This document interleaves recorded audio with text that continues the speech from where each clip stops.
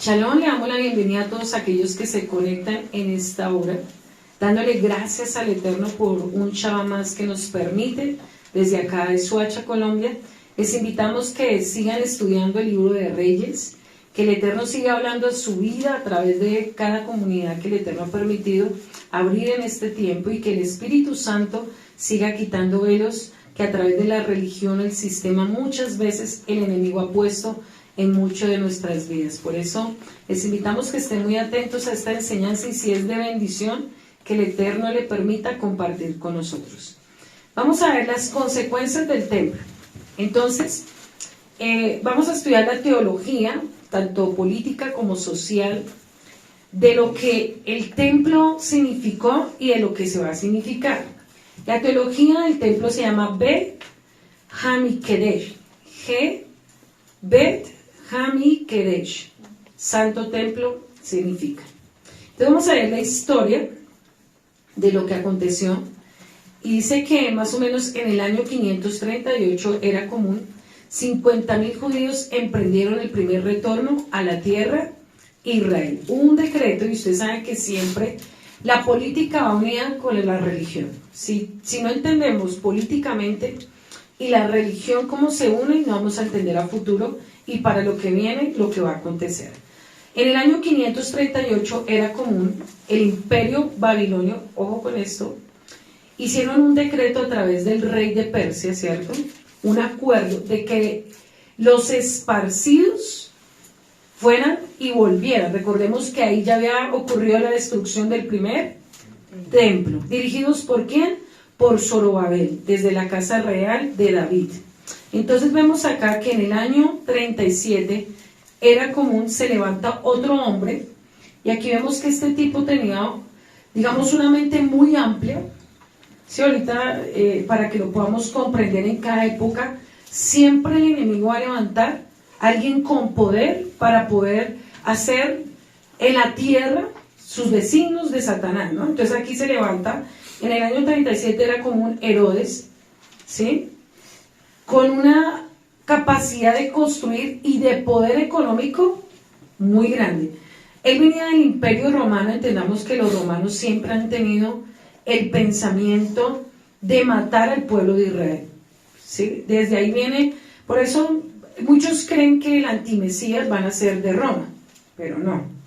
Pero aquí vemos que se levanta un espíritu, ¿cierto?, un espíritu de gobierno, de poder, con una cultura greco-romana, y ahí empieza a operar otro tiempo de persecución y destrucción.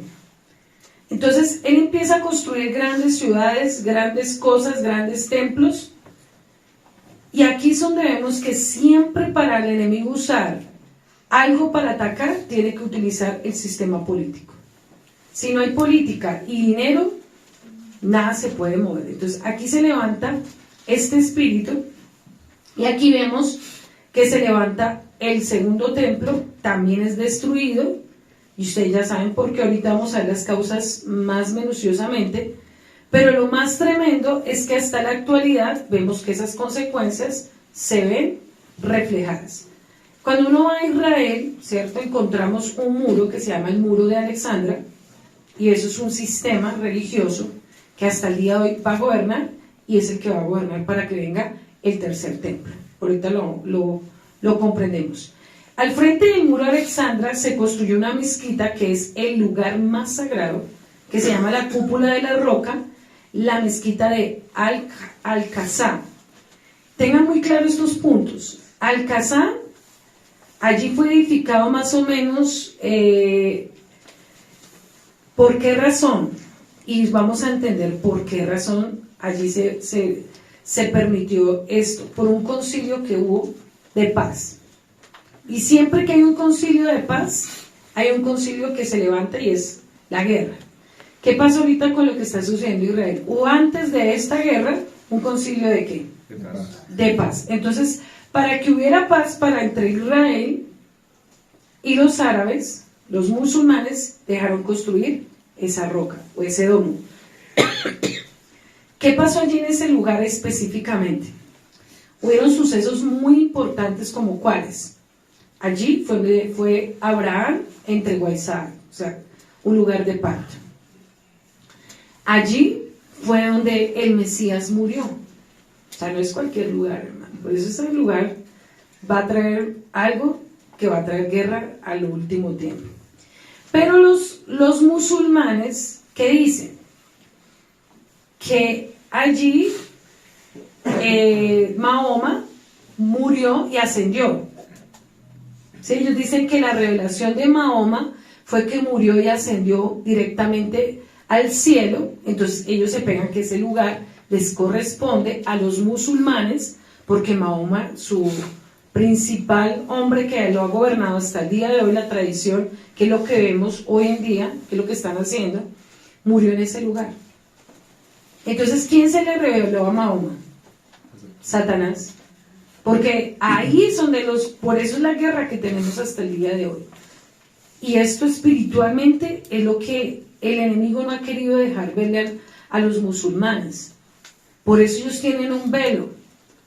Y solo con un hombre, Mahoma, hasta el día de hoy, esa tradición, ese pensamiento sigue gobernando. Entonces, miramos que no es cualquier espíritu el que se ha levantado. Entonces, se levanta unos pensamientos y vamos a ver cómo el sistema religioso, a través del judaísmo, no el verdadero pueblo de Israel, porque es ahí la confusión que muchos cuando entran a Jeremías 6:16 dice que retornar a las sendas antiguas, no retornan a las sendas antiguas, sino retornan al judaísmo, que ese sistema es un sistema también donde el enemigo ha querido destruir y va a querer destruir, y es el que va a destruir. A través de este sistema, si lo entendemos hoy, entendremos la profecía del tercer templo. Si no entendemos este sistema, nada va a pasar. ¿Qué hace este sistema? Tiene tres cosas importantes y cruciales: la circuncisión, la observancia del sábado y los preceptos de la alimentación, las normas de purificación. Mire desde cuándo se creó este sistema. En el siglo III era común. Entonces aquí se levanta y eso se llama la cultura helenística. ¿Sí? Eso es una cultura. Por eso la gente lo toma como mandamiento, pero eso no es un mandamiento, es una cultura y se llama la cultura helenística, el cual ha sido originado por el mismo judaísmo. ¿Sí? Es el movimiento más poderoso que hasta el día de hoy lo vamos a ver gobernar.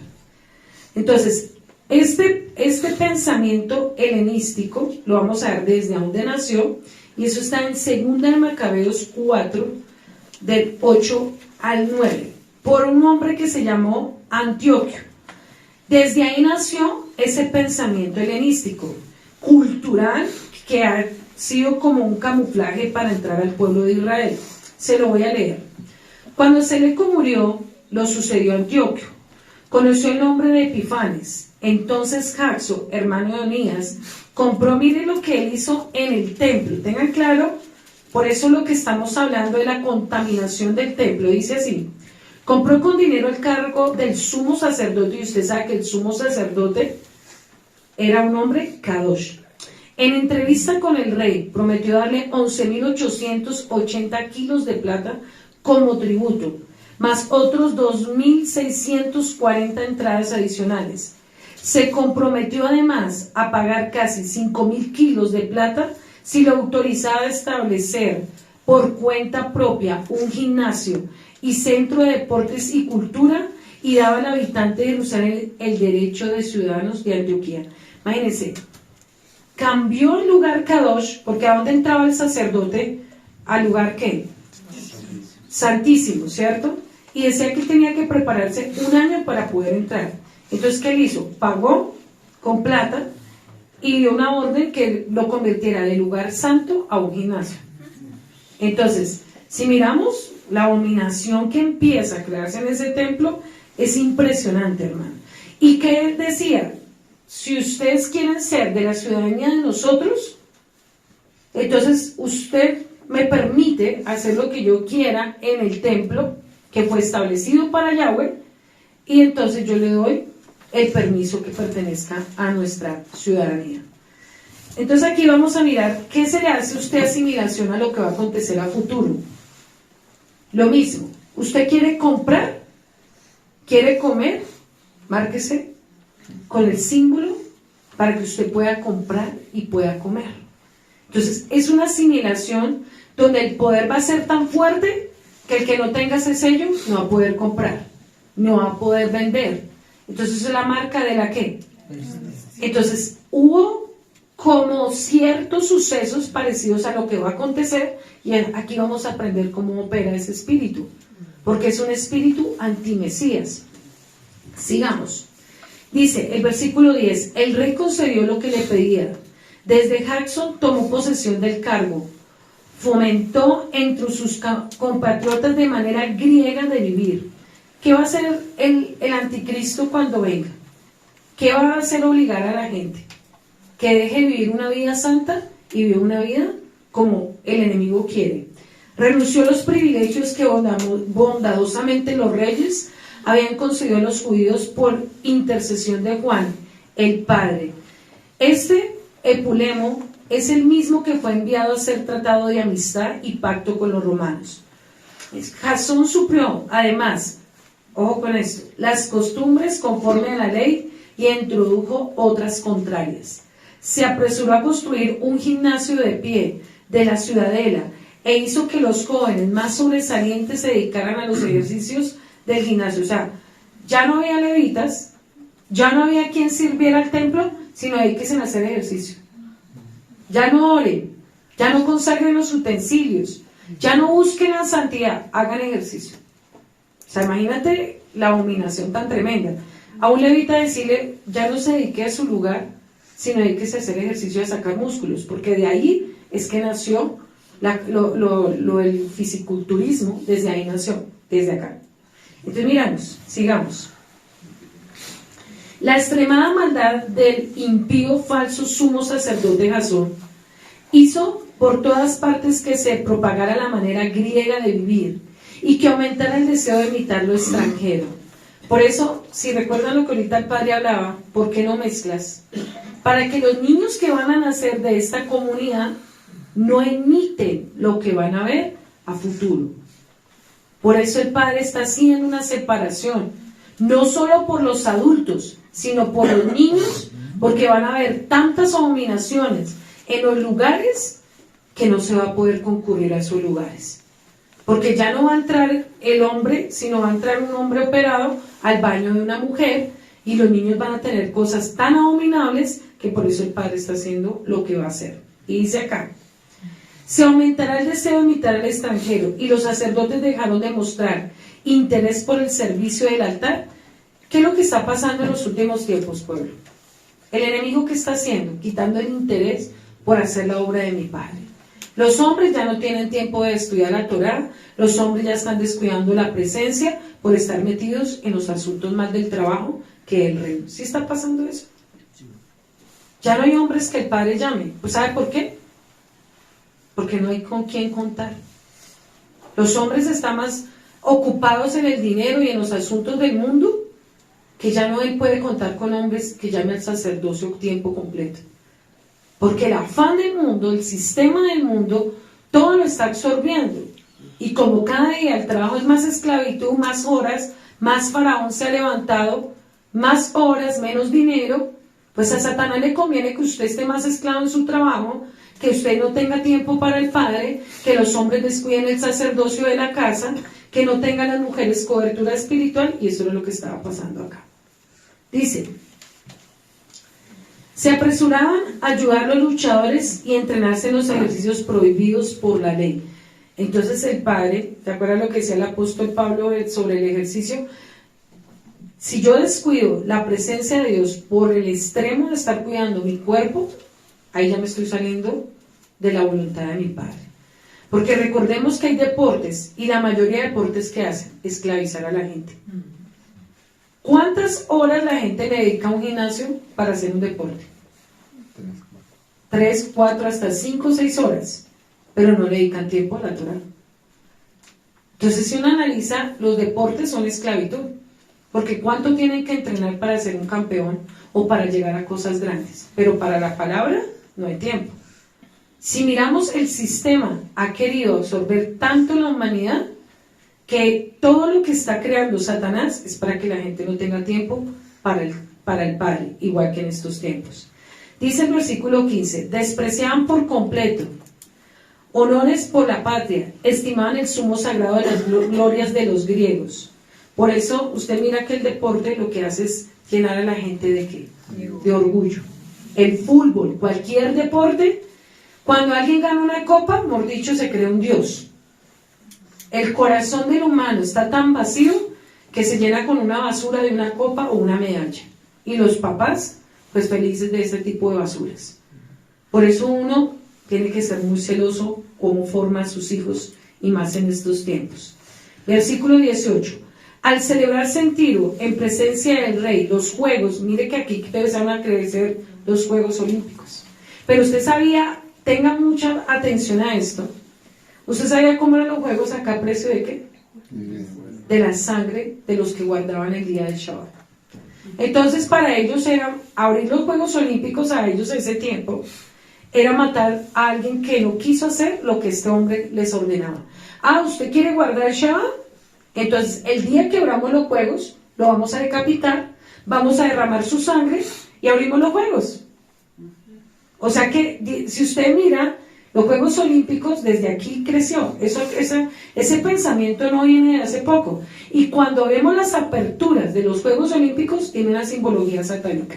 Cuando miramos antes del COVID, ¿qué hicieron? Darle honor a la bestia del COVID, declarando que iban a ir muertes sobre la humanidad. ¿Sí fue así o no fue así? La última apertura de los Juegos Olímpicos fue una bestia, la bestia de Baal, diciendo que muchos iban a rendir ante la bestia. Entonces, ¿quién gobierna esos juegos? ¿De quién viene? ¿Del Padre o de Satanás?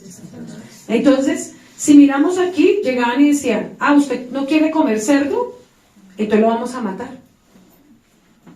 Si usted no come lo que nosotros le digamos, entonces lo matamos. Y ese día, en los Juegos Olímpicos, le degollaban la cabeza o los quemaban vivos, por guardar los principios del Padre. Entonces dice acá, en Antioquía, para presenciar los Juegos, y les dio 300 monedas de plata para el sacrificio del dios Hércules. ¿Se han visto las películas de los niños? Hércules, mira de dónde viene su dios Hércules. Por ellos mismos pensaron que no venía a emplear ese dinero en el sacrificio, sino bien a otros gastos. O sea que todo lo que recogían los impuestos para esos juegos, ¿a dónde iba a ser sacrificado el dios? Hércules. Por eso todos esos dioses, Zeus, todo ese tipo de ideologías, es lo que Satanás ha querido crear en la humanidad. Porque la humanidad, vemos cada día que busca un Dios, diferentes épocas, diferentes nombres, pero cada uno busca un Dios. Ahorita es el Dios de la ciencia, el Dios de la tecnología y el Dios de las operaciones, porque usted mira cada día, la gente es más insatisfecha como es, y se hace cantidad de operaciones que uno dice, es impresionante la cantidad de dinero que ha hecho eso. Por eso el enemigo ha querido cauterizar. Consecuencias de todo esto. Segunda de Macabeos 4, del 32 al 35. Dice, mientras esto sucedía, los ciudadanos de Tarso y de Manos se rebelaron, porque sus ciudades habían sido dadas como regalo a Antioquía, concubina del rey, a casi nadie. El rey repartió rápidamente para imponer orden, dejando como encargo del poder Antioquio, uno de los personajes más rebelantes. Pensando en aquella ocasión, era favorable, meneándolo, robó algunos objetos. Mire lo que hizo este tipo. Robó objetos del templo sagrado. Uno regaló Andrónico, y otros logró venderlos a Tiro. O sea, él cogió imagínense, los utensilios que tanto habían consagrado al Padre, él los cogió y le dijo, ¿usted los quiere comprar? Tomen. Hice una oferta de los lugares, de los utensilios de mi Padre. Y dice, menearlo, entonces, acercándose a lo privado, Andrónico empezó a ungirle que matara a Onías. fue el lugar donde estaba Onías, dándole la mano, le juró falsamente que no haría nada. Onías se resistía a creerle, pero al fin se dejó convencer y lugar huyó. Entonces, ¿qué hizo este tipo? Cogió todo lo que el padre había consagrado y lo vendió. Entonces, imagínense que poder, ¿qué van a hacer con el tercer templo? Y después veremos esa parte. ¿Qué es lo que ustedes que creen para qué están consagrando todo lo que están consagrando? Y ya está. Entonces, ¿qué hizo este tipo? Quitó los sacrificios del lugar Kadosh. Levantó altares al culto, a los Baales, como ya lo vimos. Prohibió la circuncisión. ¿Por qué? Cuando miramos cuando huyó este hombre en barco, ¿qué era lo primero? Cristóbal Colón. ¿Qué era lo primero que ellos hacían para mirar si eran hombres consagrados? Le miraban el prepucio y si tenían circuncisión los mataban, los asesinaban. Entonces, este espíritu vino de a través de eso, el pacto de santidad. Entonces, cuando huyó Colón con sus barcos, que mucho la historia es muy diferente, lo que ellos hicieron fue tratarse de borrar la señal para que no los matara. Pero ahí, esto era con la que el pensamiento que esos hombres ya no le pertenecían a Yahweh, sino que le pertenecían al rey Antioquio. O sea, le decía, yo ya no quiero que usted se circuncide, porque usted ya no le pertenece a Yahweh. Usted no haga el pacto de la circuncisión, usted me va a pertenecer a mí. O sea, de ahí él creó un principado que todos los hombres, todo lo que vivía le pertenecía a él. Entonces tenían que hacer tal cual como él ordenara. ¿Qué hizo él? Quitó totalmente el día de Shabbat. Entonces miramos que esta historia no viene solamente de Constantino, porque solo nos aferramos a Constantino, no, esto viene de atrás, a través de este rey. Y uno dice, ¿por qué el enemigo aborrece tanto el día del Shabbat? ¿Usted se ha hecho esa pregunta? ¿Por qué la religión, el sistema, ataca tanto a los que guardan el Shabbat? ¿Por qué Satanás no quiere que usted guarde el Shabbat? Usted mira las empresas, ¿dónde más trabajan? El sábado. ¿Por qué la gente no la quiere dejar descansar el día de Shabbat? Porque hay un principado todavía que no se ha derribado, hermano. Por eso a veces el enemigo busca que usted no tenga el tiempo para el Padre. Y una de las estrategias es que usted no tenga el día de Shabbat. Pero lo triste es que usted sea independiente y usted no guarde el día de Shabbat. Entonces, aquí es donde miramos cómo el enemigo busca. Y uno dice, si no fuera importante para el Padre el día del Shabbat, ¿por qué se han levantado tantos principados en contra del día del Shabbat? ¿Por qué en el domingo nunca ha pasado nada? ¿Usted se ha hecho esa pregunta? ¿Por qué no atacan? Nunca usted mira en la historia, en la escritura, que alguien dice, se levantó contra el día 1, porque no es el domingo, porque recordemos que eso es un nombre puesto por Roma. El día 1, ¿usted habla algún texto de la Biblia que ataque el día 1? Ataca el día 7, porque dice que Yahweh lo consagró, y lo que consagra Yahweh, Satanás lo odia, lo aborrece. Él no quiere la consagración, él no quiere la obediencia, él no quiere la fidelidad, él aborrece cuando alguien es fiel, él lo ataca, él busca cansarlo, que usted no busque la santidad. Entonces uno dice, si no fuera en el reino espiritual que aconteciera algo hoy, sería un día normal, pero dése cuenta que el enemigo, desde la historia de acá, ha buscado que el día santo del Padre no se guarde. Entonces usted se pregunta, ¿por qué el enemigo lo ha querido borrar de la humanidad, del sistema? Usted me le habla a un pastor y dice, no, eso ya fue abolido, porque la religión y la teología cristiana quiso borrar el día de nuestro eterno. Entonces todas sus antimesías uno se pregunta, ¿por qué el enemigo ha atacado tanto el día de mi Padre? Porque el Padre creó solo un día para él. 6 días, dice el Eterno, Éxodo, trabajarás, mas el día de mi Padre lo guardarás. O sea que esto es obligación o amor, hermano, por el Padre. El día del Shabbat es el día de amor, el día que yo le demuestro a mi Padre que es lo más importante para mí. Esto no lo hagamos por costumbre, esto no lo hagamos por religión, aquí no somos religión, no es una costumbre, es por amor, alaba, porque mi Padre, si reposó cuando usted estudia, dice que reposó la nube Shekinah el día séptimo, hermano, la misma presencia de Él, reposó en el día séptimo, es porque es un día crucial en el reino espiritual. ¿Será que los demonios no saben? ¿Será que Satanás no sabe que es un día especial? Pero usted que tiene escritura y no lo sabe y no lo ha entendido, y le cuesta a veces guardar el día del Padre, entonces uno dice, todavía usted está en Roma, todavía su mente está cautiva, porque si fuera libre, usted no pelearía con guardar el día de Shabbat. Usted vendría con amor, se deleitaría en su Padre todo el día, diciéndole, Rey, fue el día creado por ti, para ti. Yo tengo todos 6 días para trabajar, para hacer lo que necesito hacer.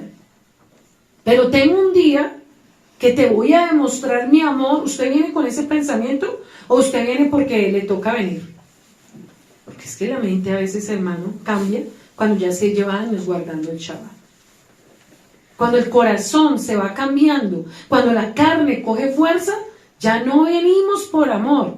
Venimos porque tal vez el pastor no nos jale las orejas y no nos llame la atención. ¿Eso es amor o es imposición? Imposición. Pero triste que usted tantos años y todavía lo vea como una imposición y no se le revele a su espíritu. O sea, ¿usted quién es? Porque lo que yo tengo claro, lo que se me ha revelado a mi espíritu, nadie me lo quita. ¿O sí?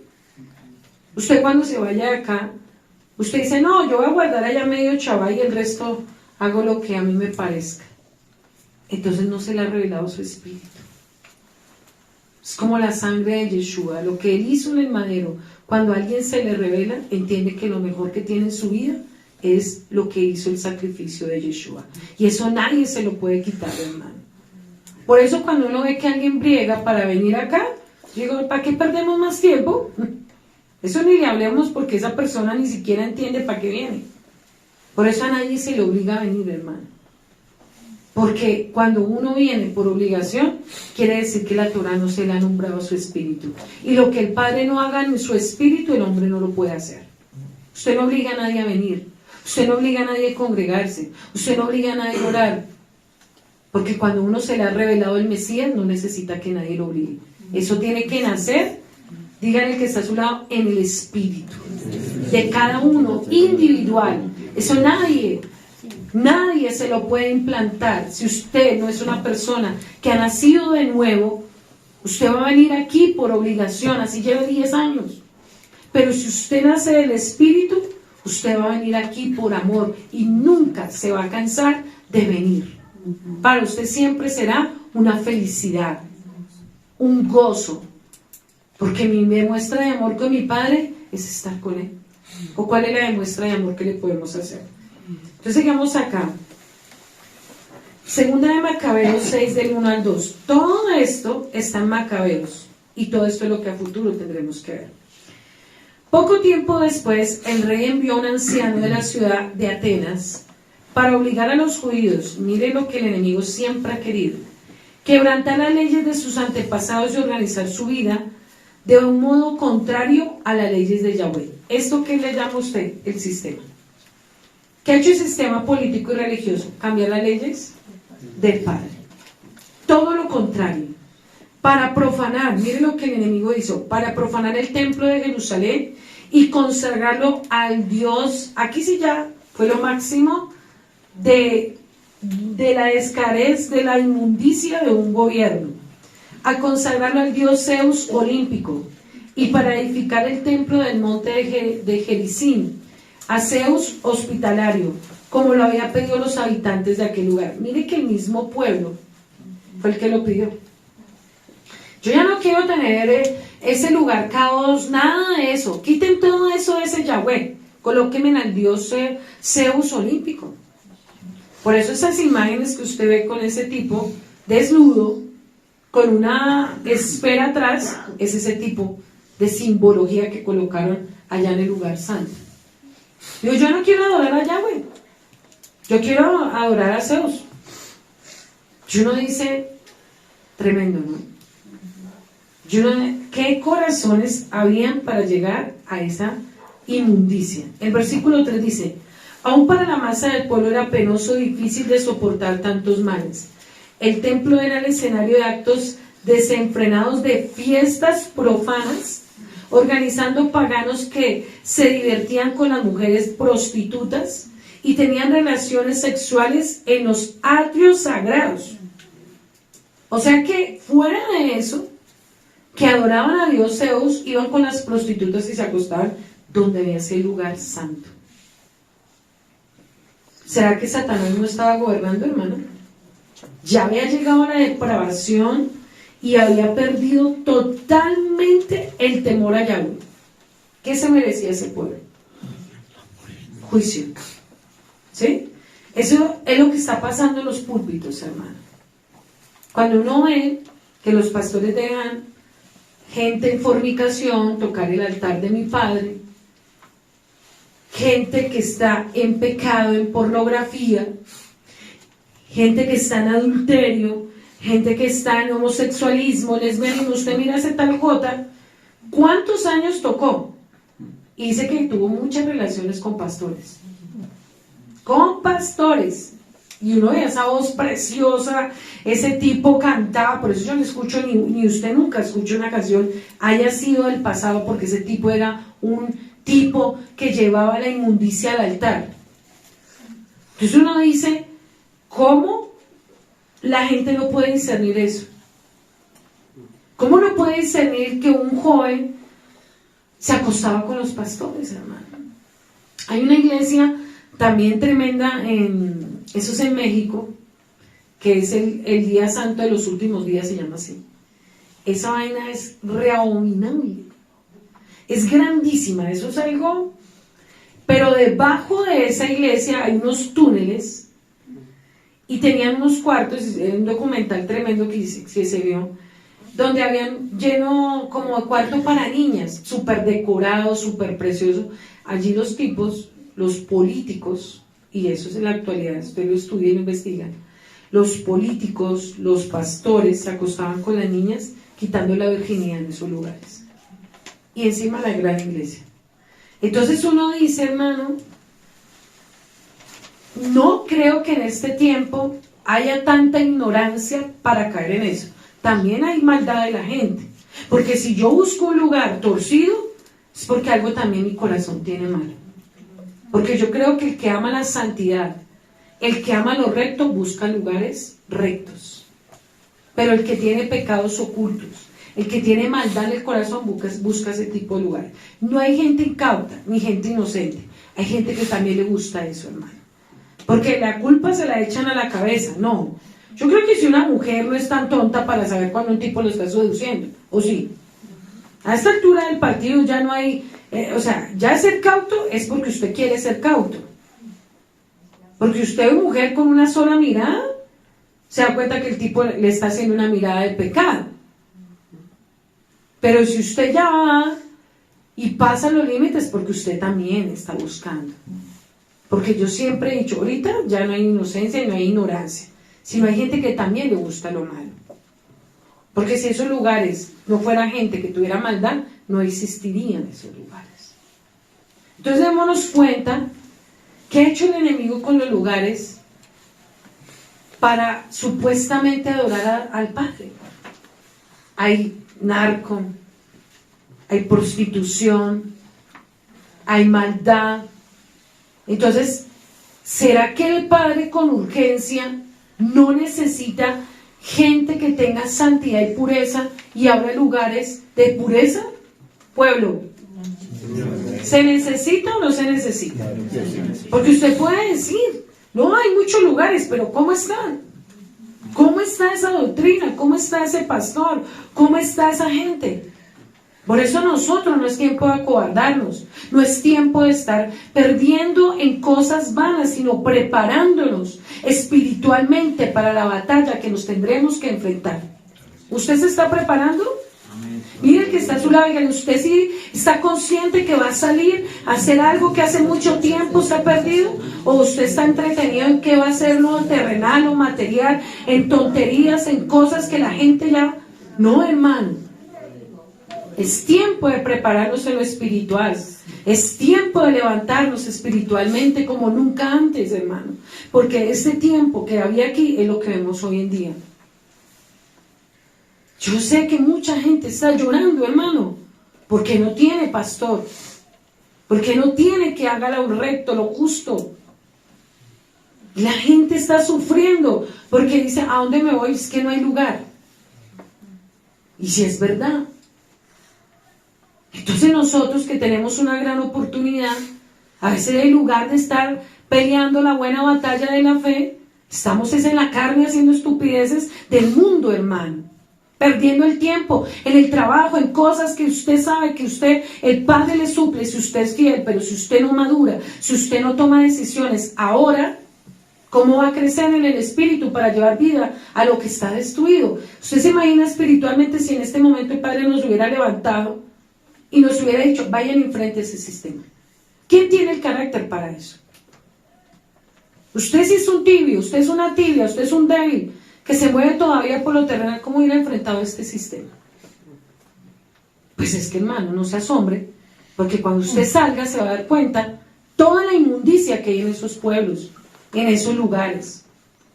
Y si usted aquí es un débil, un inmaduro, una inmadura espiritual que por bobada se mueve, allá sí que va a tener que madurar. Porque usted que le va a responder a la gente cuando le tenga preguntas que sus pastores no van a estar para responder. ¿Cómo usted se está preparando los que se van a ir? Esto no es un juego, esto no es cualquier cosa. Es tiempo de sentirnos con la responsabilidad que Yahweh nos ha puesto en esta casa. ¿O usted no se siente así con una gran responsabilidad? Es llevar las besoradas de mi Padre, es restaurar las sendas antiguas, no judaísmo, no sistemas religiosos, es restaurar lo que mi Padre está llorando, que se levante siervos verdaderos en los últimos tiempos. Y si usted sigue en la carne, ¿cómo va a levantar? No, yo voy a ver qué casa voy a hacer. No, hermano, eso es la añadidura. Usted espiritualmente, ¿qué va a llevar? Mira que está a su lado, mira que usted espiritualmente, ¿qué va a llevar? ¿Qué se está preparando para llevar? ¿O va a llevar estupideces y madureces de la misma carne suya? Usted va a seguir, porque vuelvo y le digo, le hablo esto para este tiempo porque es igual. ¿Usted qué haría si encontrara en donde usted se va a ir un dios Zeus como este? ¿Con qué lo va a enfrentar? ¿Con la carne o con el espíritu? Porque, hermano, la carne no cambia la carne. Nosotros no vamos a enfrentar el sistema que se mueve allá en la carne. Eso se necesita ayuno, se necesita oración, se necesita morir, se necesita ser hombres y mujeres verdaderos de Yahweh. Usted va a ir allá a meterse en la finca solo a sembrar, a cultivar, a hacer... No, hermano, eso es la añadidura. Para que el Padre tenga misericordia a futuro, para que haya alimento. Pero ¿qué es lo importante? La preparación, ¿qué? Espiritual. Porque si fuera solo por o algo natural, ¿para qué el Padre nos saca? A donde estamos, el Padre suple necesidad. Porque el Padre no es hombre, ¿para qué? Para mentir, hermano. Esto no es una necesidad física, es una necesidad de mi Rey, que necesita la tierra enviar hombres y mujeres de Yahweh. ¿O no lo ha entendido? Porque para necesidad, aquí, en donde sea, Él suple la necesidad, hermano. Pero si usted no entiende para qué el Padre lo está preparando para enfrentar un sistema como este. Si se está durmiendo, lo levanto y lo pongo a predicar acá. ¿Qué pasó a través de todo esto?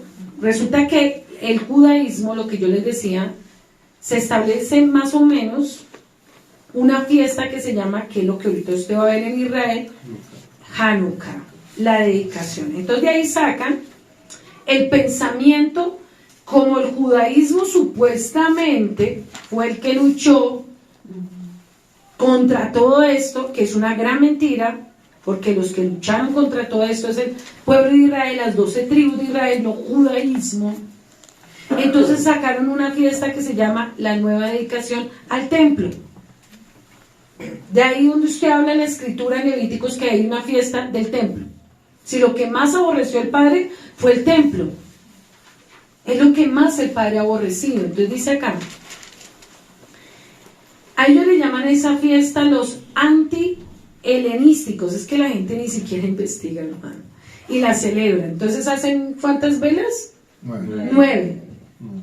Le agregan 2 más, que es una fiesta de milagros, supuestamente, porque fue cuando el Padre volvió a hablar de, y aquí vamos a ver qué sistema hace esto. Hay 3 ramas religiosas políticas en Israel que en la actualidad manejan y han manejado desde atrás para que haya templo. O sea, ha habido 3 resistencias para desobedecer a mi Padre. Porque 2 destrucciones del templo, ¿qué significa? ¿Que mi Padre estuvo de acuerdo? No. Padre aborrecía ese templo porque sabía las abominaciones. Y vuelve y el enemigo usa gente, y vamos a ver 3 ramas. La primera son los saduceos. ¿Qué hacen los saduceos? Hasta el cual ellos están. Apoyan los hasmoneos y la monarquía helenística. ¿Cuáles son sus pensamientos?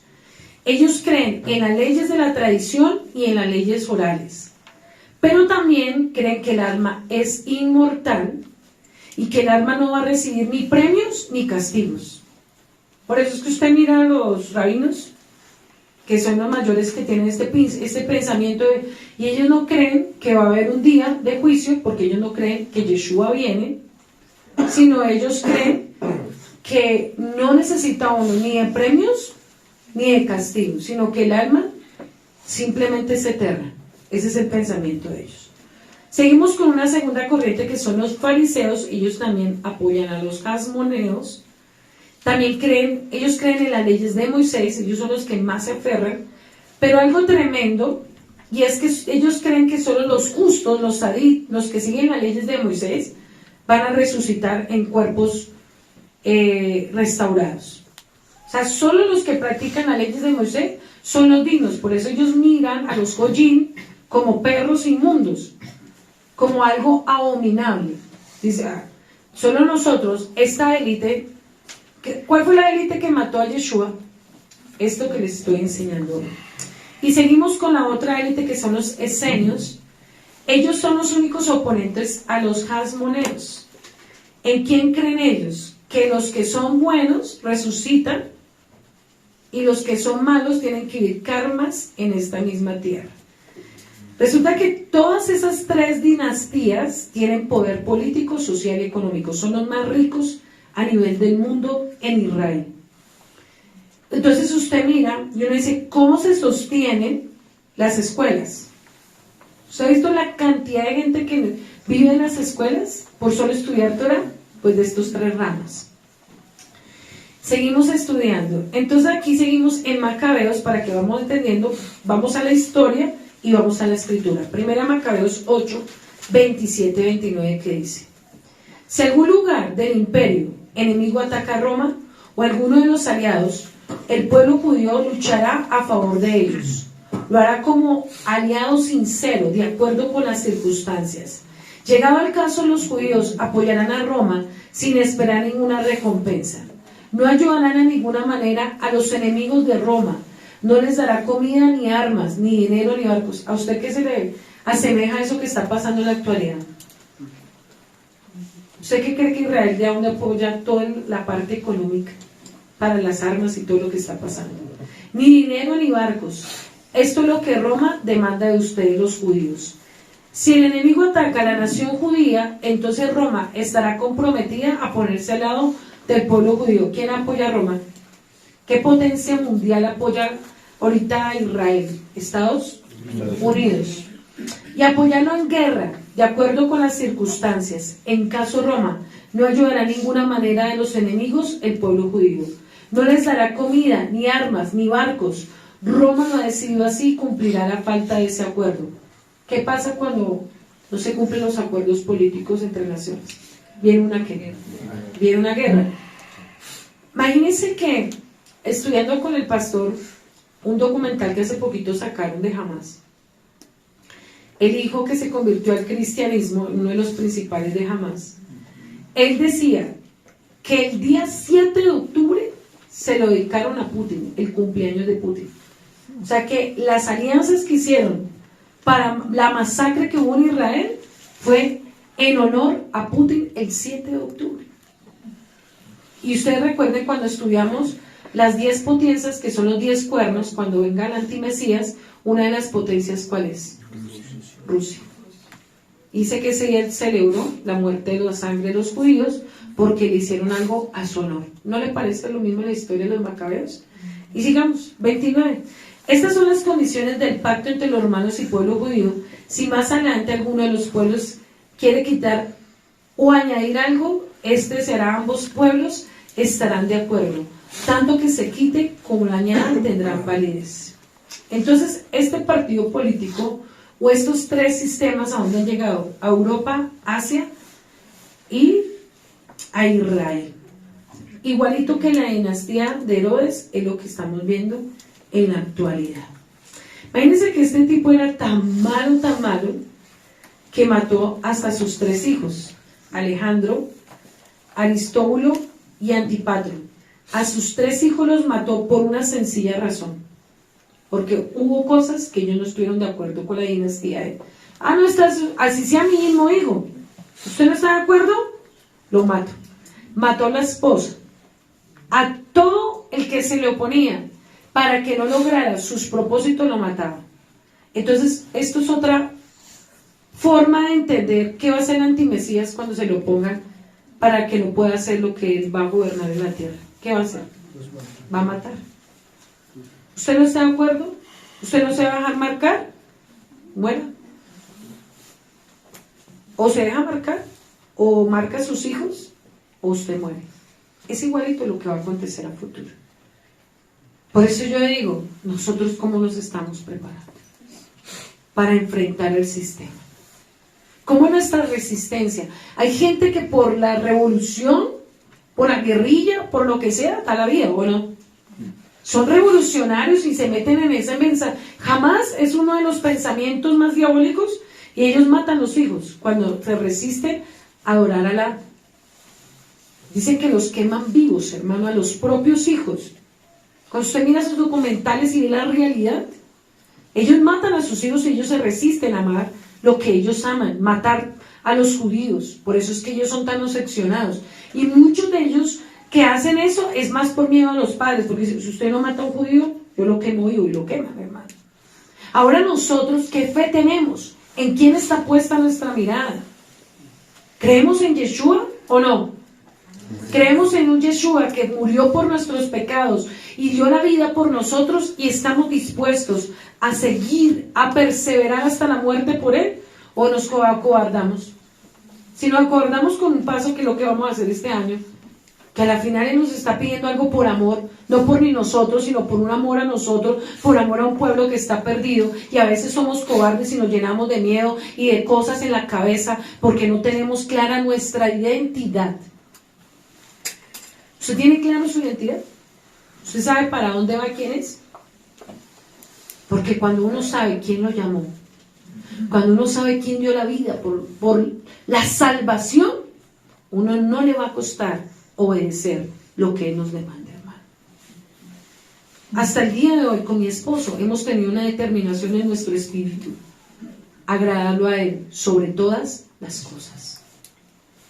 Pero ¿sabe cuando usted tiembla y cuando a usted le cuesta sujetarse a la Torá? No a nosotros. Mire la Torá, mire la palabra, ayune y le Padre, lo que están haciendo ellos es locura, ¿o qué?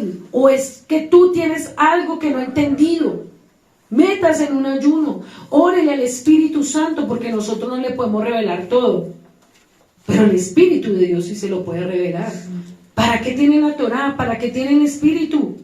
Para que Él se le revele a su vida. ¿Por qué lo está sacando? ¿Por qué lo está enviando? ¿Cuál es la misión que está teniendo con usted? ¿O usted qué cree que es que nosotros nos seguimos el llamado porque un hombre nos lo dijo? Simplemente no, hermano. Porque hubo alguien que se llama Yeshua, que se reveló a nuestro espíritu con nuestro esposo, y le hemos dado toda nuestra vida en honor a lo que Él hizo en el madero, hermano. ¿Usted lo tiene claro? ¿O está la hora que usted no sabe ni para dónde va, ni qué fe tiene, ni por qué el Padre lo está llamando? Porque si usted no tiene claro para qué el Padre lo saca de acá, mejor ni se vaya. No sea piedra de tropiezo para otros, que tal vez tienen el amor por el llamado. Porque para salir uno de la comodidad, tiene que tener amor por las almas. Tiene que amar la salvación y tiene que amar defender la Torá, porque si usted no lo está haciendo por eso, mejor quédese en el sistema, quédese aquí hasta que se muera y no haga nada más sino ir y hacer lo que ha hecho hasta el día de hoy. Por algo el Padre le está hablando a usted hoy, porque muchos tal vez ni siquiera entienden para qué el Padre los está sacando. Porque la carne les gana, porque están entretenidos en los asuntos del mundo y el Padre no se le ha revelado. ¿Usted sabe para qué Dios lo está llamando ahorita? ¿O no entiende claro? La escuela que ha vivido acá, la formación, el entrenamiento, eso es como cuando un militar lo entrenan, lo preparan, lo equipan y dicen, ya llegó la hora de ir a la guerra. Eso es lo que está pasando en esta casa. Ya lo entrené, ya lo equipé, ya lo formé, ya lo he estado tratando. Llegó la hora de ir a la guerra, enfrentar lo que sus siervos han enfrentado. Usted ya estuvo muy cómodo, ya fue entrenado. ¿Para qué más fue entrenado? ¿Para seguir en las mismas cuatro paredes y siguiendo lo mismo? No, hermano. Por eso es que este libro de Macabeos es tremendo cuando uno lo enfrenta, cuando ellos daban la vida por el Mesías, cuando daban la vida por el Shabbat. Y usted medio lo quieren desacomodar y ya se siente que está, por dicho, muriéndose. Ay, no, ya está haciendo mucho. No, hermano, no estamos haciendo sino un paso por amor, que a futuro se entenderá, porque ahorita no se entiende, porque el Padre no se lo va a revelar todo, ni a usted ni a nosotros.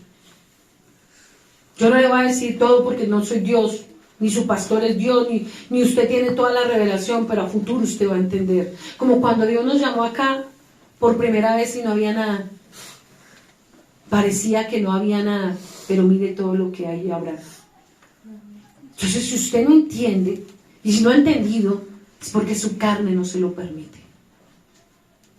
No porque el Padre no lo haya llamado, no porque el Padre quiera algo diferente con esta casa, es porque muchos están todavía en la carne y los asuntos de mi rey solo se les revela a los espirituales. Por eso acá, estamos en la historia, estamos acá, ¿no? Es igual, porque la dice que la profecía es ¿qué? Pero a mí me encanta cuando cogemos la profecía y la confrontamos con nosotros, porque yo le puedo leer toda la historia, pero ¿de qué me sirve que usted sepa la historia si usted no hace un carajo con lo que ellos pagaron el precio para este tiempo, hermano? Aquí vamos a ver los argumentos que los judíos escriban, por qué ellos se basan y cuáles son los argumentos para construir el tercer templo. Ellos usan citas bíblicas, hermano, que si uno de verdad no entendiera, se puede desviar. Por eso hay muchos que en la restauración hablan y aseguran que debemos construir el tercer templo. La primera que se basa está en Isaías capítulo 2 del 2 al 4. Vamos a leerla. Dice, la palabra que Yesayahu dijo a Amós, reveló concerniente a Judá y a Jerusalén. Entonces dice, en los días venideros, el monte de la casa de Yahweh quedará firmado sobre las montañas, y más elevado que las colinas, y todas las naciones lo contemplarán con gozo, y muchos pueblos verán y dirán, vengan, subamos al monte de Yahweh, a la casa de Elohim, y allá Jacob. Subraye todo eso porque todo eso van a ser argumentos para usted derribar, para que Él nos instruya sus caminos y para que caminemos por las sendas, por Sión saldrá la Torá de Jerusalén, la palabra de Yahweh. ¿Qué argumento dan ellos con estos versículos? Cuando habla de la casa de Elohim, ellos dicen que es el tercer templo. Usted escucha, mire hermano, yo tuve que estudiar esto con gente estudiosa de allá y ponerme a sentarme una y otra vez. Los argumentos que ellos tienen, las escuelas que ellos hacen, todas estudian estos versículos, hermano. Entonces, ¿qué pasa? Sacan este versículo y dice, acá dice que todos tendrán que ir a la casa de Yahweh. Pero ellos no han entendido la revelación, que esta casa que habla aquí no es el tercer templo, es la nueva Jerusalén que descenderá del cielo incorruptible. La casa de Elohim no es una casa de piedras hechas por hombres contaminados, y menos que dice la casa de Elohim y la casa de Jacob. ¿De dónde viene Jacob? De las 12 tribus de Israel. pero ellos todos tienen que aportar a las escuelas a la construcción del tercer templo. Y ya usted se va a sorprender quiénes aportan económicamente a esto. Entonces, primer versículo, fuera de contexto. Dice que en el monte sagrado todo el mundo tendrá que aportar para la casa de Elohim. Por eso en la actualidad usted va a ver y ellos están preparando muchas cosas. Aquí vemos, y aquí hay algo tremendo, y es que ellos ya están preparando levitas, la vaca roja mermeja. Hay un hombre en Texas que él se dedicó solo a hacer esa raza de vacas. Y usted mira, actualmente hay un documental que ellos le miran hasta el pelo, que no tenga ni un pelo negro, para que esa vaca sea sacrificada. Ellos van a volver a la ley de los sacrificios. ¿De dónde sacan los levitas? Ellos dicen que están haciendo pruebas genéticas del ADN que vengan del linaje de David para que ellos sean consagrados para el servicio sacerdotal. Todo eso ya se está haciendo. Hay una institución que se llama el Instituto del Tercer Templo. Usted va a Israel y ese es el instituto que ellos están haciendo para poder construir el nuevo templo. Otro texto que ellos sacan, y aquí son por eso no la Torah se le alumbrará a todos, en Ezequiel 37, 21 al 38 lo vamos a leer, 21 al 28, perdón. Ese es el otro texto que ellos argumentan que se debe hacer el tercer templo. Y les dirás así, ha dicho Adonai Yahweh, miren, yo tomaré a los hijos de Israel entre las naciones, cuando fueren los reuniré de todas partes, los traeré a su propia tierra. Hará ellos una sola nación de la tierra en los montes de Israel, y todos los que ellas tengan un solo rey. Nunca serán dos naciones, ni nunca más estarán divididos en dos reinos. No se volverán a contaminar con sus ídolos, ni con sus cosas detestables, ni con ninguna de sus transgresiones. Yo los salvaré de todas las rebeliones con que han pecado, y purificaré, ellos serán mi pueblo, y yo seré su Elohim.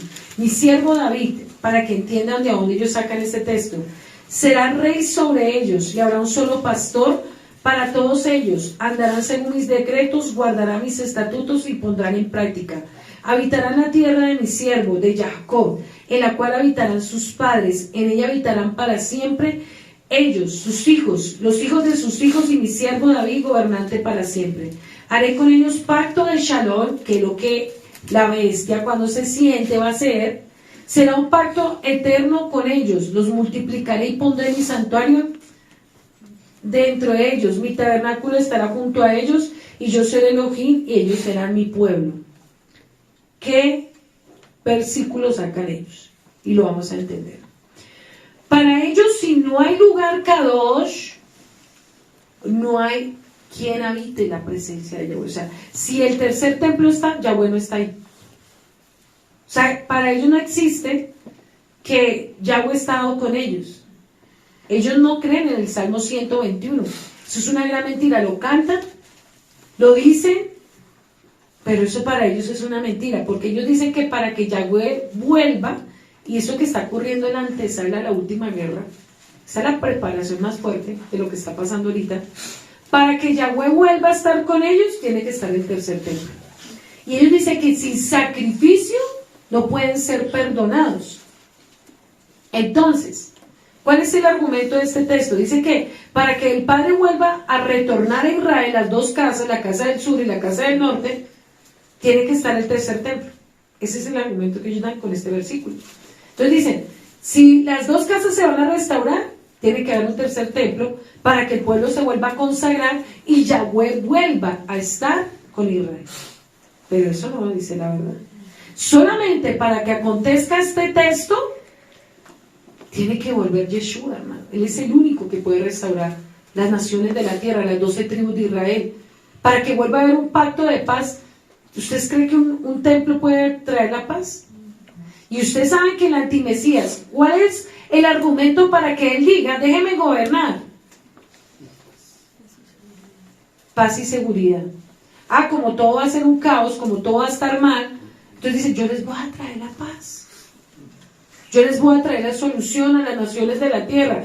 Va a utilizar estos textos, hermano. Por eso es que es tan clave entender por qué los textos los usa Israel y los judíos para engañar al pueblo. Entonces el pueblo dice, ah no, de las naciones de la tierra están sembrando para el templo. Sí, hermano, cantidad de millones.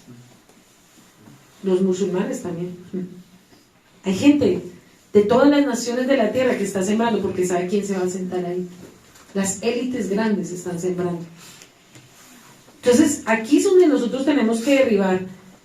Aquí dice que vendrá del siervo David linaje. Entonces de ahí donde están sacando el linaje de los levitas que están preparando desde niños, desde hoy los están consagrando para que vuelvan a hacer sacrificios supuestamente para Yahweh, para que Yahweh vuelva a estar con ellos. ¿Estamos entendiendo? Porque ellos en este momento va a decir, Yahweh lo abandonó. ¿Qué toca hacer? ¿Construir el qué? Bueno.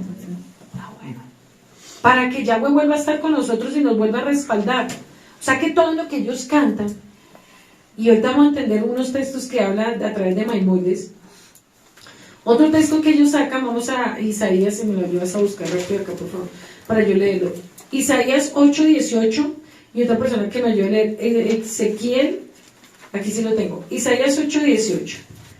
Usan este versículo para decir que el monte de Sión es el lugar donde debe estar la casa de mi padre. ¿Qué dice Isaías 8:18? He aquí, yo y los hijos que me dio Yahweh somos por señales y presagios en Israel, de parte de Yahweh, de los ejércitos que moran en el monte de Sión. Dice que esa será la señal, para ellos la única señal para que Yeshua venga es construir el templo. Y esa no es una señal, hermano.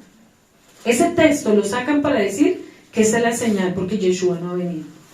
Entonces dice que como Yeshua no ha venido, para que Yeshua vuelva o venga, porque para ellos no ha venido, dice que tiene que construir el templo. En Ezequiel 40, del 44 al 46, dice, en el lado de fuera, conforme uno sube a la entrada de la puerta del norte, habían 2 mesas, y al otro lado, que daba a la entrada de la puerta, había otras 2 mesas. Había 4 mesas de un lado y 4 del otro, es decir, al lado de la puerta había 8 mesas, sobre las cuales degollaban las víctimas. Imaginen lo que pasó en ese lugar, donde ahorita actualmente es la cópula, donde van a abrir el tercer templo. Tenga claro, usted en un lugar, miren lo que pasó anteriormente. Las 4 mesas para la ofrenda quemada eran piedra labrada, de 1 codo y medio largo y 1 codo medio ancho y 1 codo medio alto. Sobre ellas colocaban los instrumentos con que degollaban las víctimas del sacrificio y el holocausto. Afuera de la puerta interior, a donde está ahorita la cópula, el atrio, había 2 cámaras para los cantores, una de ellas al lado de la puerta del norte y fachada del sur, la otra estaba al lado de la puerta del sur y fachada del norte, y me dijo, esta cámara del sur es de los sacerdotes que están a cargo del templo, la cámara del norte es de los sacerdotes que están a cargo del altar, y los últimos son los hijos de Sadok, quienes han sido acercados a Yahweh entre los hijos de Leví para servirle. ¿Cuál es el argumento que ellos dan con este texto? Lo tremendo, hermano, si usted analiza, eso es una puerta espiritual poderosa. Pero el enemigo sabe, porque si el enemigo no supiera que en ese lugar hay poder para algo sobrenatural, no estaría insistiendo que abran la tercera puerta para traer la maldición a la tierra, hermano. Eso es una puerta espiritual muy poderosa. Porque si el enemigo no supiera, no utilizaría estratégicamente esa zona, hermano. Por eso hay lugares, hermano, que son sagrados, pero el enemigo los ha querido usurpar, destruir. Satanás sabe los lugares que fueron consagrados para algo especial de mi Padre. ¿Qué hace el enemigo? Buscarlos, ¿qué? Usurpar.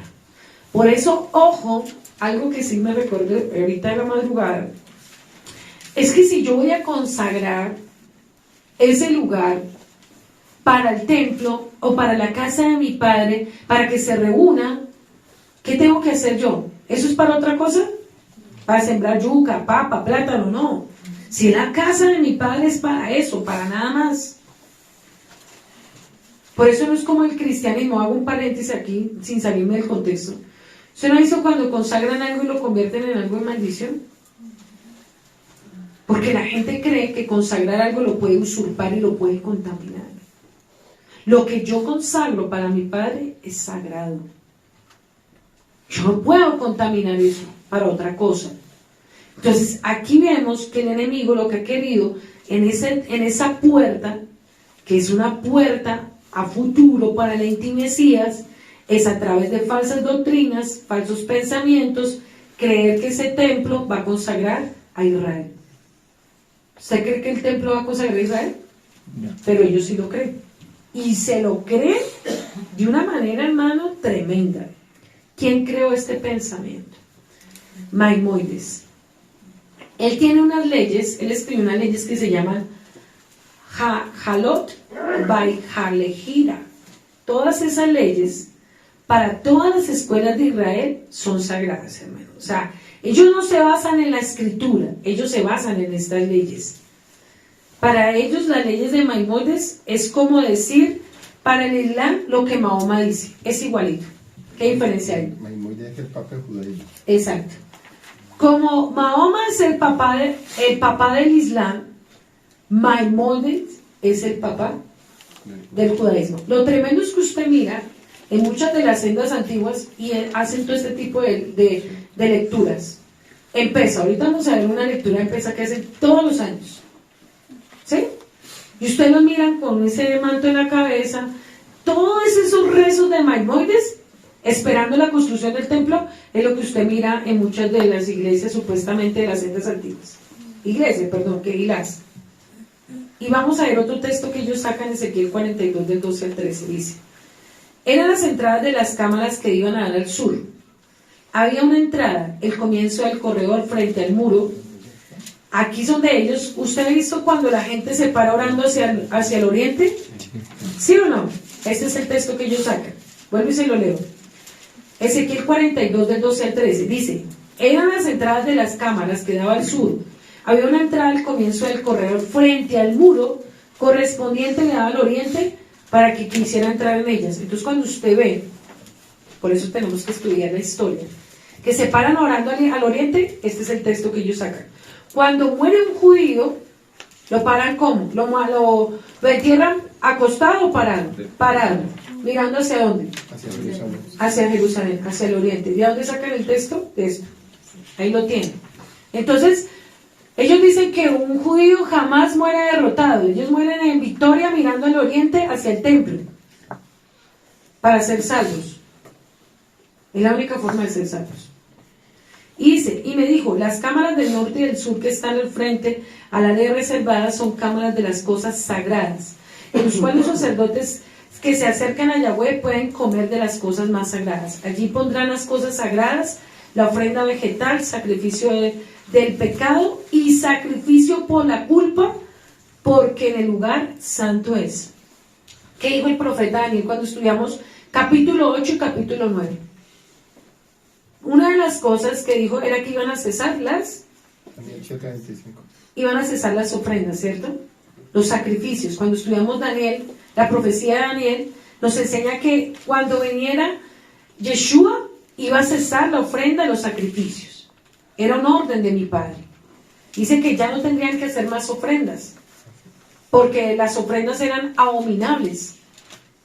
Pero ¿qué hace este pueblo? Volver a insistir que tenemos que hacer ofrenda, sacrificio. Por eso, cuando usted tenga mucho cuidado, y los que me escuchan en el canal, cuando usted ya se vea que es una secta, es cuando empiezan a hacer ese tipo de rezos, de costumbres, de culturas, que para poder comer el pan toca echarle la sal, que porque hay que purificarlo, que cuando vaya a orar la mujer tiene que ponerse un trapo a la cabeza porque si no es frente a Yahweh. Todo ese tipo de cosas es Maimónides, no es escritura. Entonces ellos están siguiendo la Torah o costumbres helenísticas, tradiciones de los fariseos, saduceos y esenios. Pero la gente, como está engañada, cree que se acerca más a Yahweh haciendo ese tipo de cosas. Entonces el enemigo lo que quiere es volver a abolir el pacto de Yeshua. ¿Sabe por qué? ¿Qué pasa si usted deja de creer en Yeshua? ¿Qué pasa? ¿qué viene a su vida? Un espíritu del error, el espíritu de la antimesías de los últimos tiempos. Entonces, ¿qué es lo que busca la religión del judaísmo? ¿Qué es lo que busca el engañador? Que la gente no crea que Yeshua vino, que necesita de un templo, que necesita de sacrificios para acercarse a Yahweh. Entonces quitan el precio del madero, hermano, la sangre de Yeshua, que es la única que nos liberta y nos redimió de todo pecado y de toda ¿qué? Por eso cuando usted le habla a la gente de Shabbat, dice, no, ustedes son judíos, ustedes son una secta. No, bendito el Eterno, no somos secta.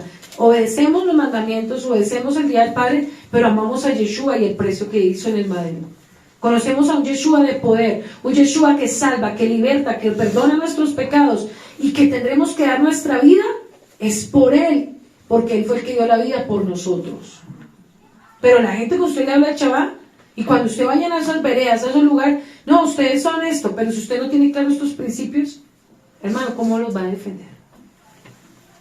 ¿Cómo los va a defender si usted no estudia, si usted no paga el precio? Por eso hay que dejar la pereza de estudiar, hermano. Y hay que estudiar historia, hay que estudiar argumentos, hay que hablar a la gente con argumentos, no con palabras vacías y huecas. ¿Ya? Porque usted a la gente no la va a convencer con palabras vacías. No, es que los pastores me decían que es que éramos allá el pueblo de Israel y ya. ¿Sí? ¿Eso es lo que usted va a hablar allá? No, arguménteme con la escritura, arguménteme con la historia. Porque si usted no tiene claridad quién es, usted entonces va a ser, es vergüenza para el pueblo de Israel. ¿Por qué ellos caen en esto? Porque no reconocen a Yeshua, lo que les estoy diciendo, el sacrificio. Y miren lo que el profeta Amós les había advertido, Amós 9, 14, 15. Leámoslo desde el 11. En este día, por eso miren lo tremendo que es hermoso estudiar la historia con la palabra y entender los argumentos para derribar nosotros también. En este día volveré a levantar la cabaña caída de David. Repararé sus grietas y volveré a levantar sus ruinas. La edificaré firme como los días de antaño. De modo que poseerán el resto de Edom y todas las naciones que llevaron a la misma mi nombre, declara Yahweh que realiza esto. Viene un tiempo, declara Yahweh, cuando el ardor alcanzará al cosechador, el pisador las uvas. ¿Quién es el cosechador? Yeshua. ¿Quién es el pisador? Yeshua. Las uvas, ¿quiénes somos? Nosotros, que estamos haciendo machucadas. Al que lleva al saco la semilla, cuando las montañas gotearon vino y cuando las colinas se mecerán con grano. Yo restauraré a mi pueblo. ¿Lo está haciendo?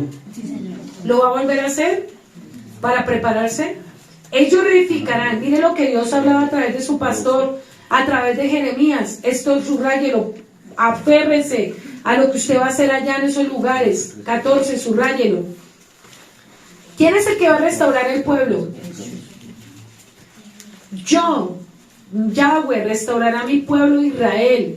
Aquí no habla judaísmo ni otras cosas. ¿Pueblo de qué? Ellos reedificarán las ciudades arruinadas. ¿Hay ruina espiritual? ¿O no hay ruina espiritual en esos lugares? Y las habitarán. Si usted quería una confirmación, ahí la tiene. Plantarán viñas. ¿Usted qué cree que es esas viñas? ¿Comida solamente? ¿O la comida espiritual? Beberán de su vino, cultivarán huertos. Ahora sí habla de la comida física. Cultivarán huertos y comerán de sus frutos. Los plantaré en su suelo para que nunca más sean desarraigados de su suelo que les he dado, declara Yahweh su Elohim. Su fe, su identidad, que nunca sea destruida. Es lo que el Padre quiere. ¿Para qué nosotros nos vamos? Para plantar y edificar lo que estaba en ruina espiritual, lo que dice Isaías capítulo 61 cuando usted lo estudia. Ciudades arruinadas espiritualmente, que no hay quien plante, hermano, la verdad.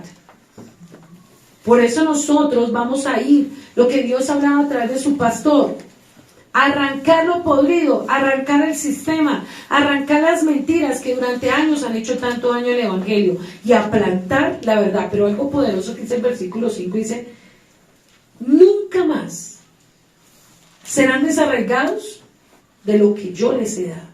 O sea, que va a ser una fe inquebrantable. Los mandamientos, el Shabbat, el día del Señor, las fiestas de mi Padre, la santidad va a ser plantada. ¿Sí lo creen o no? Amén. Usted por eso no se tiene que motivar que tierra, que cual, que no, hermano, mire, sea la que sea, pero que Dios me use, es lo que nos debe importar. No es tiempo de inmadureces, como muchos inmaduros todavía que escucho. Es que no, es que a mí no me parece, es que a mí no me gusta, es que no estoy de acuerdo. No, hermano, es que a usted no le interesa eso. A usted lo único que le debe importar es que Yahweh lo use para esto. Porque la tierra, sea Boyacá, sea la que sea, es bendición si yo creo y el Padre está conmigo, yo voy a hacer su voluntad. Pero si yo me pongo con inmadureces, como los gentiles, como los mundanos, que solo ven lo terrenal, no voy a ver nada en ese lugar. Es que yo no sé si el Padre a mí me oye, a mí no me parece, no estoy de acuerdo, y el Padre riéndose usted que no ha entendido para qué. Hermano, no es el lugar, es la misión del lugar. Es lo que me debe importar. ¿Estamos entendiendo o no? Amén. Porque ¿qué sirve el cara del Padre que lo lleva donde usted quiere estar? Si usted no va a servir para un carajo, no va a hacer nada ya, va a ser un inútil de la fe, que no va a hacer nada. ¿Para qué? Para eso gracias que es en la ciudad, siendo uno más aquí. Hermano, entienda lo que el Padre le quiere enseñar. Son los mismos tiempos. Aquí lo que está pasando, la historia se va a repetir. Y si no entendemos para qué el Padre nos envía, el lugar, a usted, nunca ningún lugar le va a servir. Porque la verdadera muná que yo me llevo es que yo voy a hacer lo que mi Padre quiere que yo haga. Estamos abriendo los sentidos espirituales, pueblo, en esta mañana, ¿no? Es el tiempo de abrir los sentidos espirituales, hermano. Usted no me ponga a pendejear. Ay, ¿qué le pareció lindo? ¿Le pareció bonito? ¿Le pareció...? No, ¿qué me pareció? Ni que nada. Eso es la añadidura, que sea lindo, que sea bonito, que sea en la montaña, que sea onda, pero que Yahweh me guste, que Yahweh esté ahí conmigo. Israel era el país más seguro del mundo. ¿Y qué pasó? Se quitó la mano de Yahweh. Mire lo que está pasando.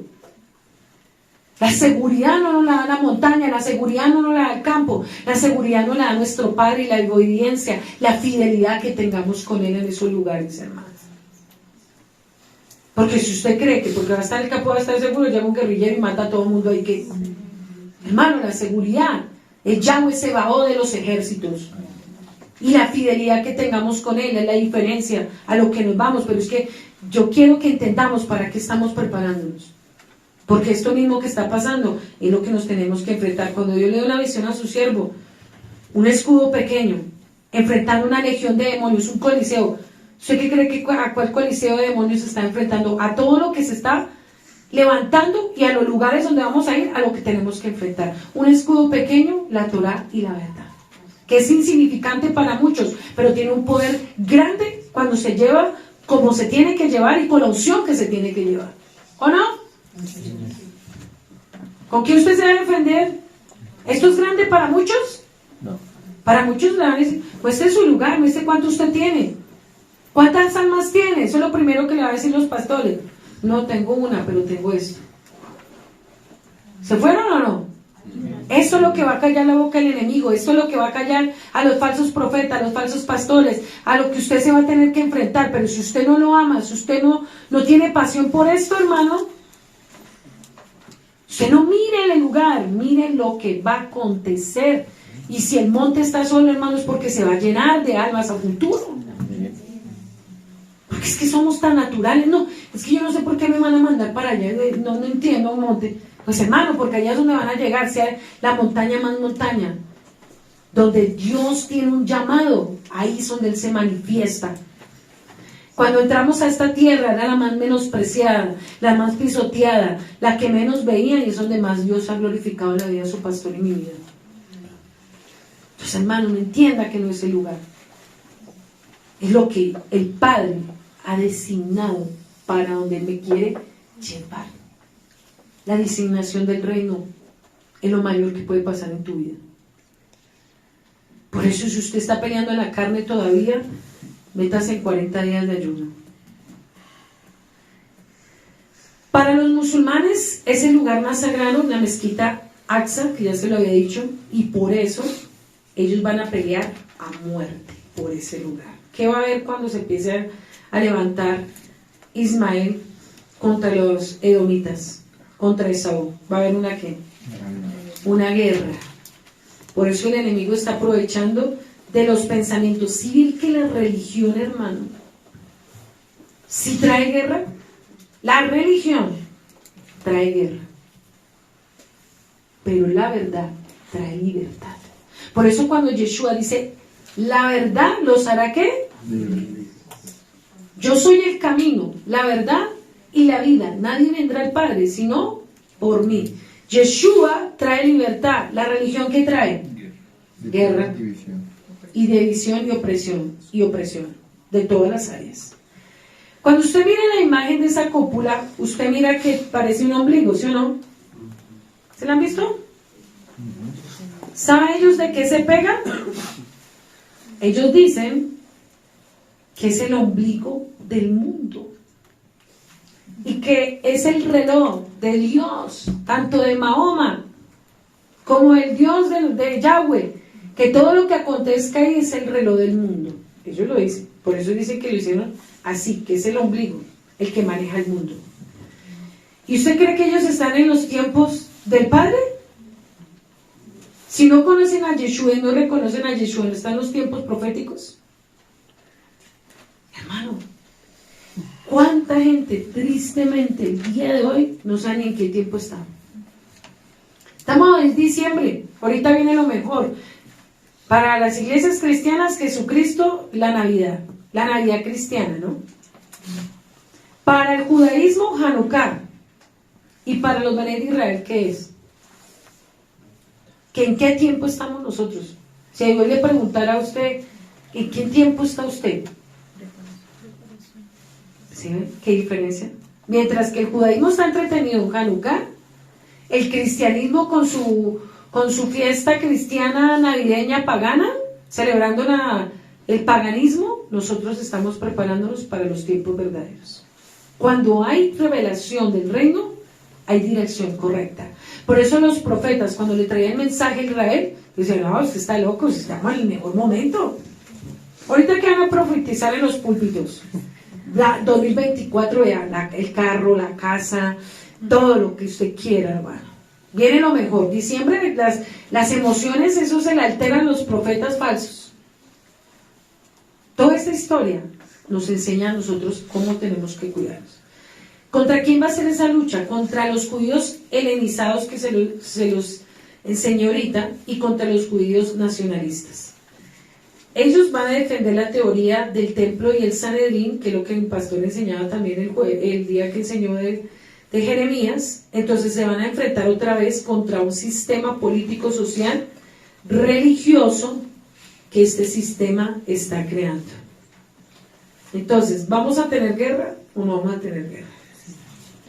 Pero lo más triste es quién está entendiendo la verdadera revelación. Les hago una pregunta. ¿Yahweh estuvo de acuerdo con la construcción del templo o no? ¿O fue un sistema? Que hasta el día de hoy y a futuro va a volver a tomar poder. Y eso va a traer juicio, muerte, desgracia, desolación, como cuando usted lee Jeremías 7, leámoslo acá. La advertencia de Jeremías 7 es la misma advertencia de hoy en día, hermano.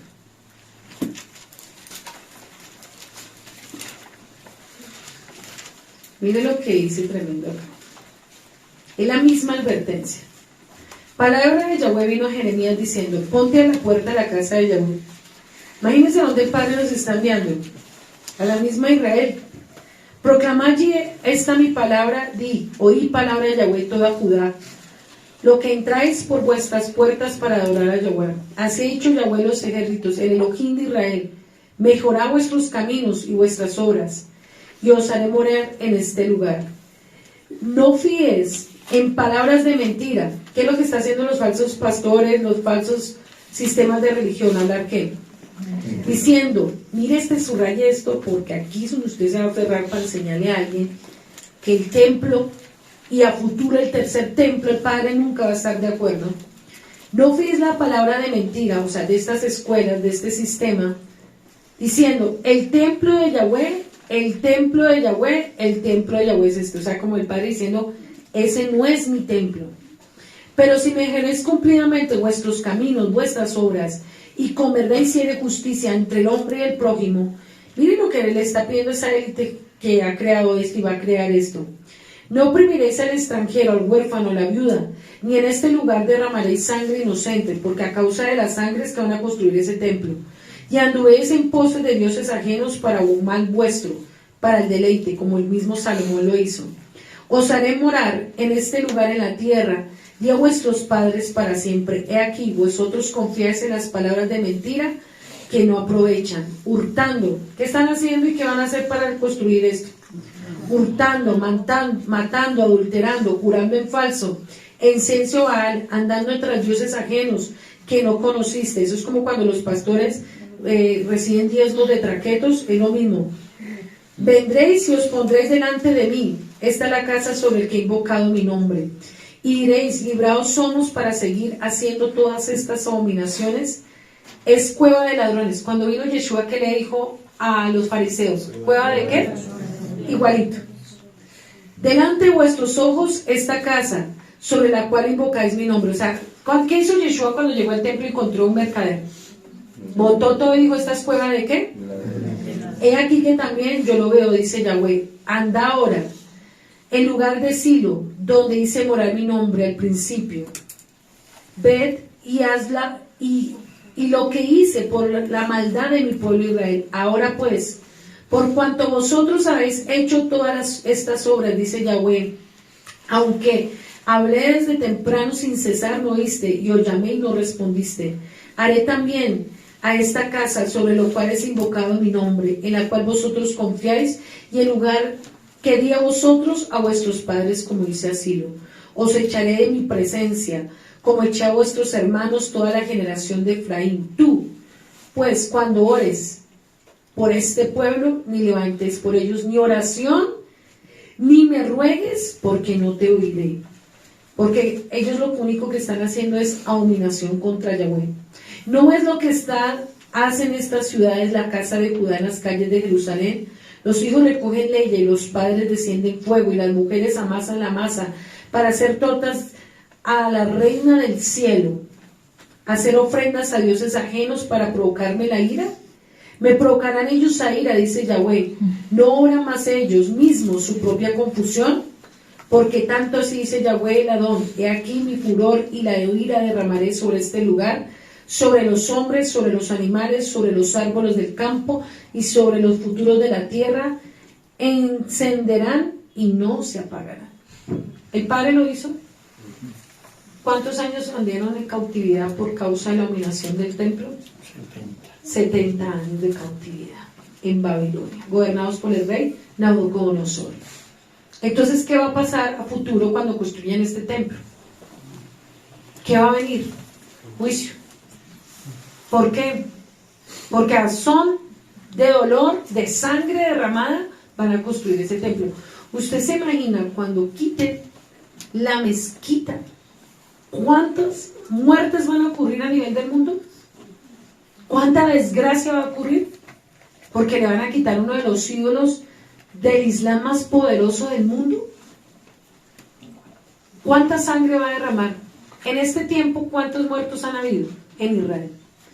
¿Cuántos niños han muerto? ¿Cuánta sangre ha sido derramada por un pensamiento como lo que estamos estudiando? Helenística, por la religión y la política. Entonces, si se construye el tercer templo y gobierna Baal, ¿cuánta sangre va a derramar? ¿Cuánta hambruna va a haber? ¿Cuánta gente va a ser destruida por un solo templo? Entonces, si miramos la historia, se va a volver a repetir. Esto va a volver a acontecer. Por eso yo les decía, si no nos estamos entendiendo y preparando para lo que viene, y si no entendemos lo que el Padre les advirtió a ellos, y nosotros no nos preparamos, el enemigo nos puede acabar. Por la ignorancia de la verdad, de la historia, de la cultura, de la Biblia y entenderlo. Porque la gente, cuando no estudia cultura y todo lo que ha acontecido, está designado a volver a repetir la misma historia. Pero si nosotros tenemos claridad por qué pasó, qué sucesos y quiénes y por qué, y si amamos a Yahweh, vamos a hacer la resistencia, como cuando hubo lo que usted ya sabe, y hicimos resistencia y el Padre nos guardó del ángel de la muerte. ¿Fuimos resistencia o no? ¿Qué vamos a hacer en esos lugares de refugio? Resistencia. La preparación de la comida es para no tener que a futuro las generaciones vender su vida por un plato de comida. Para que no tenga que marcarse por la bestia. Para que no tengan que venderse por un alimento, hermano. Pero lo principal que vamos a hacer es restaurar lo que hablábamos en Amós. Porque el Padre está colocando una señal. Y si usted no lo había entendido, y usted está obstinado en sus asuntos de la carne, no va a entender la profecía que el Padre le está dando en este momento. Por eso, hermano, yo no tengo que hacer nada sin revelación en mi espíritu. No lo haga por el hombre. No lo haga por nosotros, no lo haga por nadie. Hágalo por revelación de la Escritura, usted porque se va a mover. Porque usted no va a decir allá, no, es que yo no sé, aquí me mandaron, yo no entiendo ni para qué. No, hermano, entonces no pierda tiempo. Yo no me muevo sin que el Padre se me revele. Yo no me muevo sin que yo no entienda a qué me voy a mover. ¿Usted qué cree que yo voy a ir a hacer algo en la carne, en mis emociones? ¿Para que el enemigo me acabe y me destruya? No, si yo entiendo que el Padre está conmigo y para qué es los tiempos que nos avecinan y por qué nos estamos preparando y por qué el Padre está cuidando tanto. ¿Usted se ha hecho esa pregunta por qué el Padre lo ama tanto a sus hijos? Porque a veces ni es por usted, es por sus generaciones pequeñas. ¿Usted se ha hecho esa pregunta por qué el Padre ama tanto a las generaciones de esta casa y los que no han nacido y los que van a nacer? ¿Que el Padre tuvo tanta misericordia que vio algo diferente? Porque si lo hace por usted solamente, usted es un ególatra. No lo haga por usted, por esos niños, por un futuro. Porque a futuro ellos contarán una historia que no aguantaron hambre y no padecieron por causa de la fidelidad y la obediencia, hermano. Porque el sistema cada día va a ser peor y este sistema va a matar las vidas de una manera impresionante. Yo no lo haría, sinceramente, porque yo estoy bien acá. ¿Qué necesidad tengo de moverme? Tengo todo acá. Su pastor y yo estamos bien. ¿Qué necesidad? Pues que yo no lo hago por nosotros, porque tengo una esperanza, que hay una generación de niños que no han nacido, que necesitan de ese alimento que se va a sembrar. Pero los falsos entendidos son tan ególatras que piensan en el hoy, en lo que quieren tener hoy. Pero tenemos que haber alguien que tenga un poquito de cabeza para pensar en la historia del mañana, hermano. Que no va a haber alimento, que no va a haber agua, que no va a haber muchas cosas y que tenemos que hacer algo para que a futuro esas generaciones no parezcan. Porque usted como ve toda comida, como cuando no venía el COVID, no había muerto nadie, como ahorita hay comida en los mercados, todavía nos relajamos, pero esperemos mañana. Y vamos a anhelar tener algo donde sembrar para que esos niños no mueran de hambre y de sed. Somos la resistencia del mañana, no se le olvide. ¿Somos la resistencia del qué? Del mañana. Somos la esperanza, hermano. Y a futuro esos niños dirán, hubo alguien que resistió y pensó en nosotros. Alguien que pensó en el mañana. Por eso nosotros no tenemos que ser egoístas y pensar en lo que nos gusta a nosotros. ¿Y qué va a pasar con esas criaturas cuando venga lo que venga a la tierra? Porque por hacerlo por nosotros, bueno, ya algunos vamos para mitad de siglo, otros ya van cavando. Es la realidad. Otros alcanzarán a llegar por ahí 10 años, hasta luego, o 5. Eso no es la motivación, hermano. Mi motivación número 1. Saber que hay una generación que un día contará una historia, que hubo unos siervos que pagaron un precio y hay esperanza. Y esa es la motivación de todos nosotros debería ser. No los egoístas que piensan en sí mismos, en sus asuntos personales. ¿Usted se imagina de los macabeos? Si no hubieran resistido, hubiera habido misericordia. ¿Usted sabe por qué el Padre no va a exterminar a muchos? Por un justo que se levante en cada ese territorio. Por eso hay misericordia. Porque si Él quisiera, ya acabaría con esto, porque Él ya dijo, estoy cansado. ¿Usted sabe por qué usted no está muerto? ¿O porque tal vez no está destruido? ¿O porque sus hijos no están muertos o no están destruidos? Porque había un justo que ha peleado. O usted ha peleado. Y yo tengo la fe y la certeza en mi espíritu que donde haya un Bené de Israel justo que haga lo recto, guardará su lugar. Por cobertura y misericordia. Por eso vale la pena. Y yo lo digo hoy, con toda mi alma, ha valido la pena haber dado mi vida, mi juventud, mi servicio, por lo que veo hoy en día en esta juventud. Por no ver un homosexual más, una prostituta más, alguien más destruido. Entonces vale la pena salir, vale la pena luchar y vale la pena resistir como los macabeos. Más que prender unas velas como un bobo ahí recordando y haciendo lo que ellos hacen, esos rezos sin sentido, es hacer una historia en memoria de los que pagaron el precio para hacer la verdad. Y nosotros tenemos memoria para resistir al enemigo. Por eso dice la Torá, más que una guerra de orar como bobos, como locos, dice resistir al enemigo y él oirá. ¿Cómo se resiste? Obedeciendo, marcando la historia.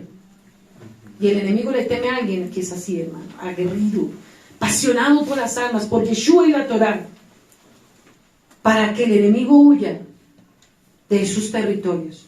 ¿Usted qué cree que cuando lleguemos, qué va a pasar? No, llegaron unos más a abrir ahí unas casitas, ni decir. No, hermano, se tiene que sentir en el reino y se tiene que ver en esos lugares que llegaron unos verdaderos hombres de Yahweh para cambiar la historia de ese lugar. Si usted no estaba motivado a irse, yo creo que esta palabra lo hizo motivar. Que el Eterno bendiga tu vida y que Hashem siga revelando la verdad donde quiera que estés y nos escuches.